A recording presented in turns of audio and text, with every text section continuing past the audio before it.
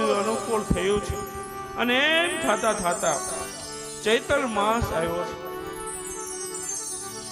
સાતમ આઠમ ગઈ અને નવમી તિથિ આવી છે અને તુલસીદાસજી ચોપાઈ લખે નવમી તિથિ મધુમાસ પુનીતા.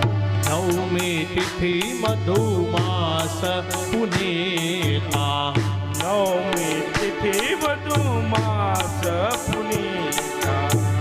નવમી તિથિ મધુમાસ પુનીતા.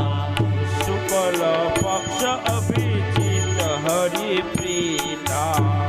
શુક્લ પક્ષ અભિજીત